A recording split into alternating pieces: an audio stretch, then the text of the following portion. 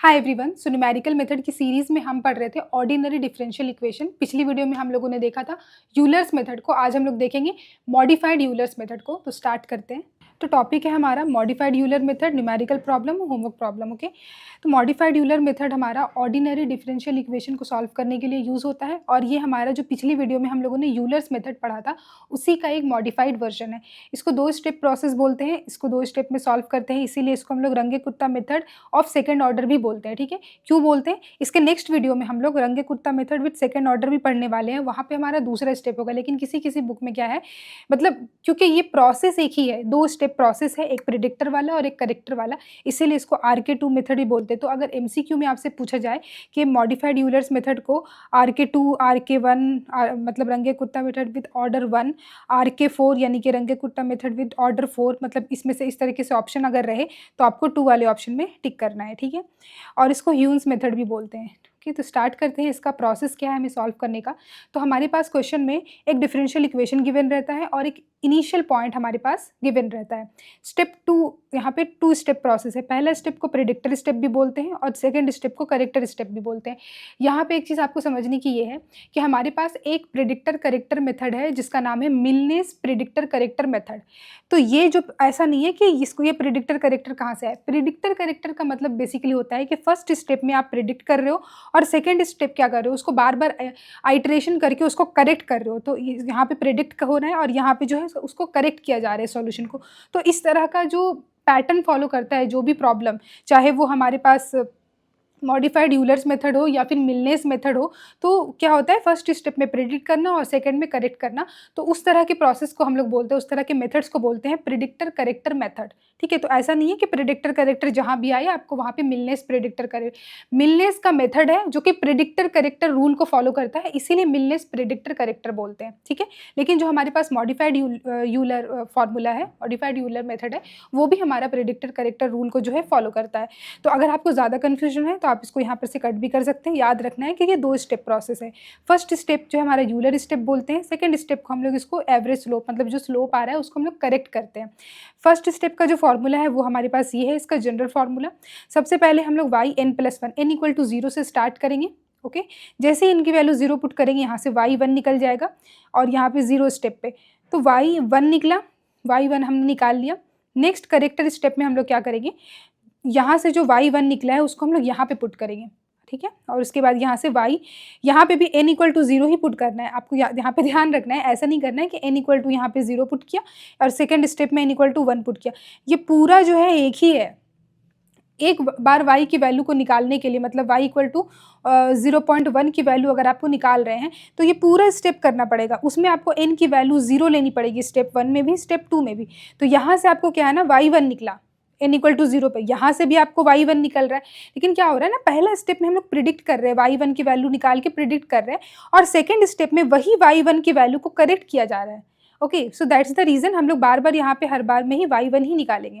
उसके बाद जैसे ही हम लोग करेक्टर वाले स्टेप में पहुँचेंगे, इस वाले वैल्यू को हम लोग क्या पुट करेंगे, यहाँ से जो निकला वो पुट करेंगे। फिर हम लोग उसका जो है सेकेंड अप्रॉक्सीमेशन देखेंगे। फिर यहाँ पर जो हमारे पास y1 है, मतलब फर्स्ट अप्रॉक्सीमेशन की वैल्यू, यहाँ से जो आया है उसको हम लोग यहाँ पुट करेंगे और निकालेंगे। इस तरीके से इसको रिपीट करेंगे। आप चाहें तो यहाँ पे yn+1 और थर्ड अप्रॉक्सीमेशन भी निकाल सकते हैं, लेकिन वो डिपेंड करेगा कि आपके क्वेश्चन में जो पूछा गया है वो कितने डेसिमल प्लेसेस तक करेक्ट पूछा गया। अगर 4 तक पूछा गया और यहाँ इन दोनों में जो है 4 डेसिमल प्लेसेस की वैल्यू करेक्ट तक आ रही है, आप लोग वहाँ पे स्टॉप कर सकते हैं। तो नोट करना है कि repeat until values stop changing. जब तक आपको लगे कि बार बार आइटरेशन कर रहे हैं, सेम ही वैल्यू आ रहा है 4 डेसिमल प्लेसेस तक, तो आपको स्टॉप कर देना होगा। So we don't stop just after 1 iteration. मतलब कहीं कहीं पे बुक में ऐसा भी था, मतलब किसी किसी बुक में, कि एक स्टेप ये यूज़ किया, सेकंड स्टेप में बस एक बार ही ये वाला चीज़ को यूज़ किया गया, उसके बाद यहाँ पे आंसर लिख दिया गया। तो देखिए ऐसा वाले कंडीशन में क्या है कि ये यहाँ से जो आंसर आया ना, ये भी करेक्ट आंसर है, लेकिन वो ज़्यादा ऑप्टिमल आंसर नहीं है, वो उसमें एरर ज़्यादा होगा एक्चुअल रिजल्ट के। और जो हमारा न्यूमेरिकल मेथड की यूलर्स मेथड से, मॉडिफाइड यूलर मेथड से जो सॉल्यूशन आया उनमें एरर ज़्यादा रहेगा। हमें ऑप्टिमल सॉल्यूशन के लिए अगर चाहिए, हमें करेक्ट अप्रॉक्सीमेट सॉल्यूशन चाहिए, तो हमें बार बार आइटरेशन करना होगा। ओके, स्टार्ट करते हैं हम लोग एक न्यूमेरिकल प्रॉब्लम को सॉल्व करना, इससे हमें समझ में आएगा। तो सबसे पहले न्यूमेरिकल प्रॉब्लम है, solve by Euler's modified method the following differential equation for x = 0.02 0.02 के लिए निकालने बोला है by taking the step length of h equal to 0.01 correct up to 4 decimal places तक। y डैश की वैल्यू गिवन है और हमारे पास इनिशियल कंडीशन भी गिवन है। यहाँ पे हमें सारी चीज़ें दे दी गई है। h का वैल्यू वही है जो ऑलरेडी मैंने पिछले जितने भी मेथड्स को यूज़ किए हैं अपने ऑर्डिनरी डिफरेंशियल इक्वेशन में, तो जो भी मैंने आपको बताया था कि h का वैल्यू अगर आपको नहीं दिया रहे तो आपको किस तरीके से लेना है, तो यहाँ पे भी वही सेम प्रोसेस यूज़ होगा। आपको यहाँ पे देखना होगा कि ये हो गया हमारे पास x0, ये है हमारा y0 और ये वाला है, इसको मान लेते हैं x1 फॉर एग्जांपल।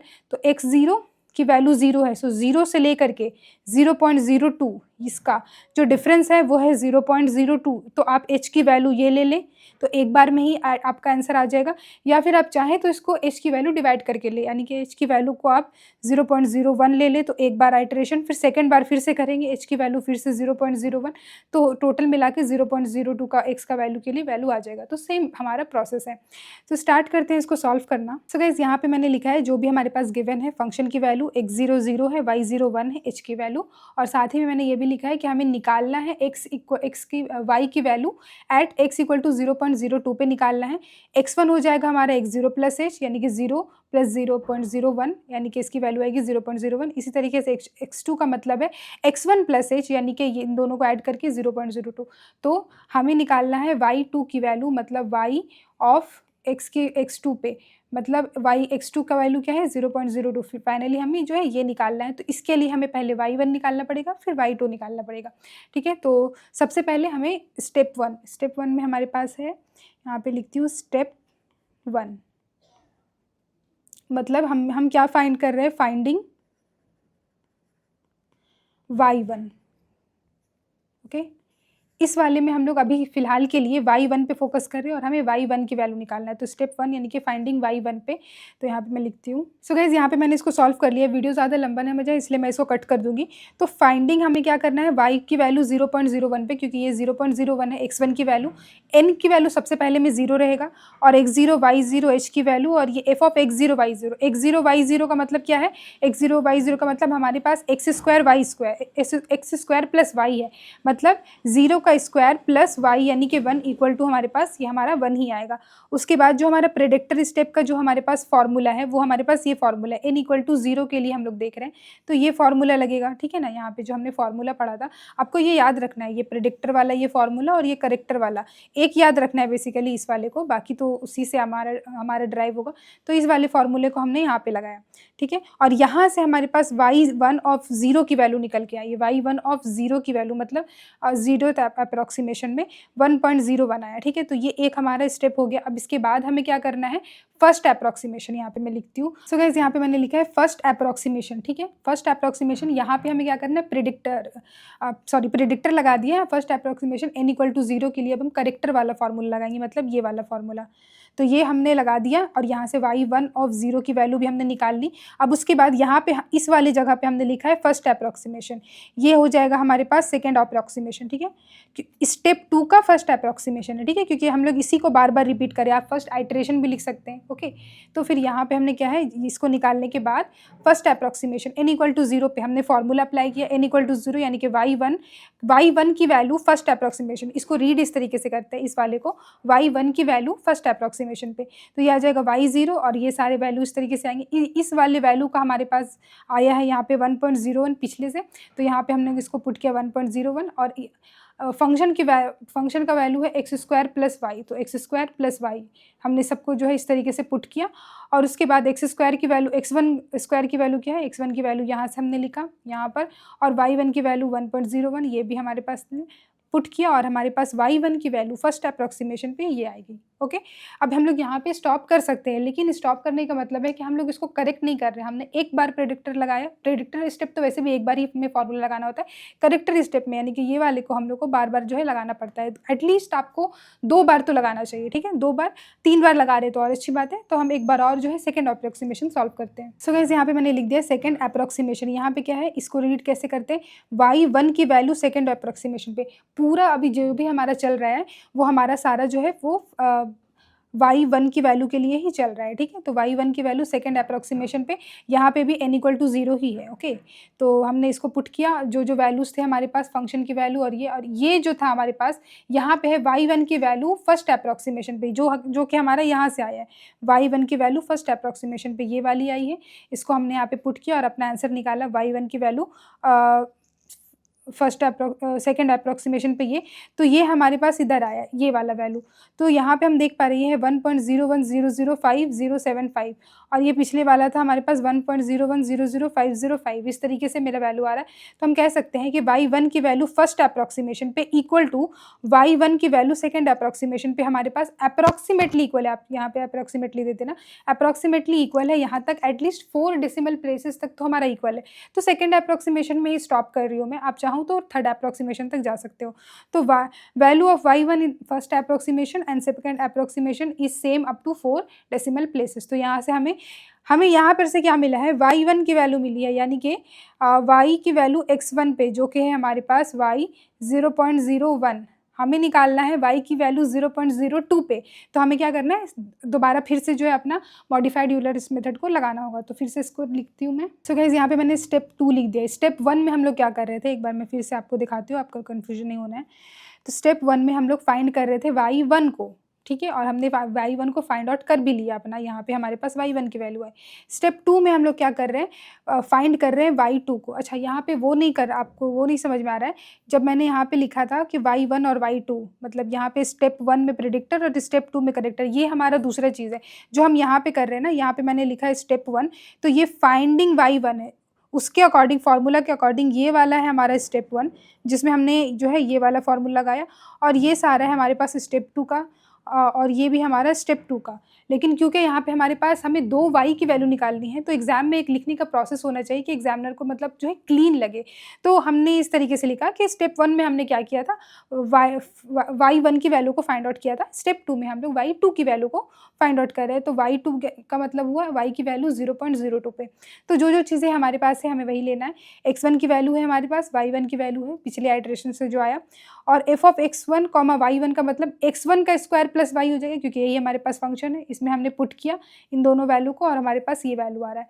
उसके बाद हमारे क्या है, प्रेडिक्टर वाला फार्मूला, ये है हमारे पास फार्मूला। इस बार हमें n = 0 की जगह 1 पुट करना है, ठीक है, n = 1। तो 1 पुट किया तो n + 1 होता है 1, तो ये हो जाएगा 1 + 1 यानी कि 2।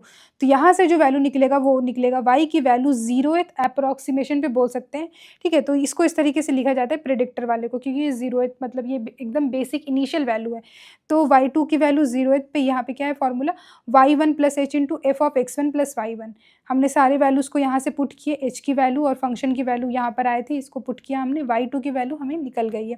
उसके बाद हमें क्या करना है, फर्स्ट अप्रॉक्सीमेशन सेकेंड अप्रॉक्सीमेशन करना है, और वो करेक्टर वाला फार्मूला को अप्लाई करना है। सो गाइस यहाँ पे मैंने लिखा है फर्स्ट अप्रॉक्सीमेशन, जिसमें n = 1 है, और हम y2 की वैल्यू को निकाल रहे हैं। तो y2 की वैल्यू फर्स्ट अप्रॉक्सीमेशन पे, ठीक है, फर्स्ट अप्रॉक्सीमेशन है, तो ये आ जाएगा y1 h/2 f of x1, y1, और ये वाला हमारे पास आएगा y2 की वैल्यू 0th अप्रॉक्सीमेशन वाला, मतलब पिछले वाला जो वैल्यू आया था, मतलब ये वाला वैल्यू, ओके। तो इसको हमने यहाँ पे पुट किया है, और सारे वैल्यूज़ हमें पता है, सबको हमें पुट किया। y2 की वैल्यू फर्स्ट अप्रॉक्सीमेशन पे हमारा ये आ रहा है।